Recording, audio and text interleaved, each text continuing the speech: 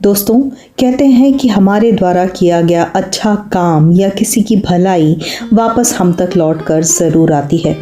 और यही हुआ जंगल के राजा गजराज के साथ। तो देखते हैं कि उनकी मुसीबत की घड़ी में कौन काम आया।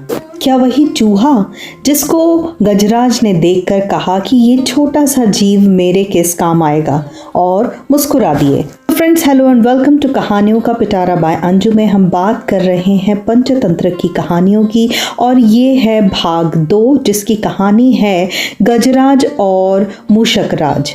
तो चलिए कहानी शुरू करते हैं। प्राचीन काल में एक नदी के किनारे बसा नगर व्यापार का केंद्र था।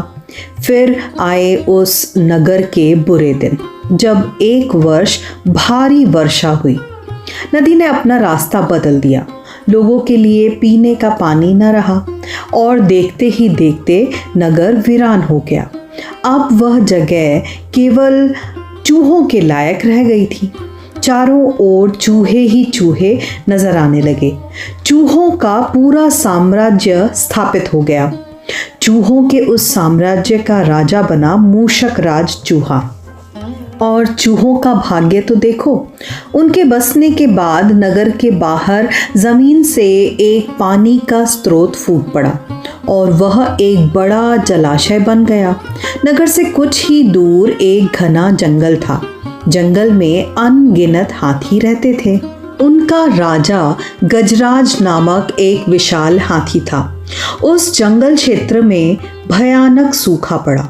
जीव जंतु पानी की तलाश में इधर उधर मारे मारे फिरने लगे। भारी भरकम शरीर वाले हाथियों की तो दुर्दशा हो गई। हाथियों के बच्चे प्यास से व्याकुल होकर चिल्लाने और दम तोड़ने लगे। गजराज खुद सूखे की समस्या से चिंतित थे और हाथियों का कष्ट जानते थे। एक दिन गजराज की मित्र चील ने आकर खबर दी कि खंडहर बने नगर के दूसरी ओर एक जलाशय है। गजराज ने सबको तुरंत उस जलाशय की ओर चलने का आदेश दिया। सैकड़ों हाथी प्यास बुझाने के लिए डोलते हुए चल पड़े। जलाशय तक पहुंचने के लिए उन्हें खंडहर बने नगर के बीच में से गुजरना पड़ा। हाथियों के हजारों पैर चूहों को रौंदते हुए निकल गए। हजारों चूहे मारे गए। खंडहर नगर की सड़कें चूहों के खून और मांस के कीचड़ से लथपथ हो गईं। मुसीबत यहीं खत्म नहीं हुई। हाथियों का दल फिर उसी रास्ते से लौटा। रोज हाथी उसी मार्ग से पानी पीने जाने लगे। काफी सोचने विचारने के बाद मूषकराज के मंत्रियों ने कहा, महाराज, आपको ही जाकर गजराज से बात करनी चाहिए। वह दयालु हाथी है। मूषकराज हाथियों के वन में गए और एक बड़े पेड़ के नीचे गजराज को खड़ा देखा। मूषकराज उसके सामने एक बड़े पत्थर के ऊपर चढ़ा और गजराज को नमस्कार करके बोला। गजराज को मूषकराज का नमस्कार। हे महान हाथी, मैं एक निवेदन करना चाहता हूँ। आवाज गजराज के कानों तक पहुंची ही नहीं। दयालु गजराज उसकी बात सुनने के लिए नीचे बैठ गया और अपना एक कान पत्थर पर चढ़े मूषकराज के निकट ले जाकर रख दिया और बोले, नन्हे मियाँ, आप कुछ कह रहे थे, कृपया फिर से कहिए। मूषकराज बोला, हे गजराज, मुझे चूहा कहते हैं। हम बड़ी संख्या में खंडहर बनी नगरी में रहते हैं। मैं उनका मूषकराज हूँ। आपके हाथी रोज जलाशय तक जाने के लिए नगरी के बीच में से गुजरते हैं और हर बार उनके पैरों के तले कुचले जाने से हजारों चूहे मरते हैं। यह मूषक संहार बंद न हुआ तो हम नष्ट हो जाएंगे। गजराज ने दुख भरे स्वर में कहा, मूषकराज, आपकी बात सुनकर मुझे बहुत शोक हुआ। हमें ज्ञान ही नहीं था कि हम इतना अनर्थ कर रहे हैं। हम नया रास्ता ढूंढ लेंगे। मूषकराज कृतज्ञता भरे स्वर में बोला, गजराज, आपने मुझ जैसे छोटे जीव की बात ध्यान से सुनी। आपका बहुत बहुत धन्यवाद। गजराज, कभी हमारी ज़रूरत पड़े तो आप हमें ज़रूर याद कीजिएगा। गजराज ने सोचा ये नन्हा जीव हमारे किस काम आएगा और क्या काम आएगा, सो उन्होंने केवल मुस्कुराकर मूषक राज को विदा किया। कुछ दिनों के बाद पड़ोसी देश के राजा ने सेना को मजबूत बनाने के लिए उसमें हाथी शामिल करने का निर्णय लिया। राजा के लोग हाथी पकड़ने जंगल आए। जंगल में आकर वे चुपचाप कई प्रकार के जाल बिछाकर चले जाते हैं और इस तरह सैकड़ों हाथी पकड़ लिए गए। एक रात हाथियों के पकड़े जाने से चिंतित गजराज जंगल में घूम रहे थे कि उनका पैर सूखी पत्तियों के नीचे छल से दबाकर रखे रस्सी के फंदे में फंस जाता है और जैसे ही गजराज ने पैर आगे बढ़ाया, रस्सा और कस गया।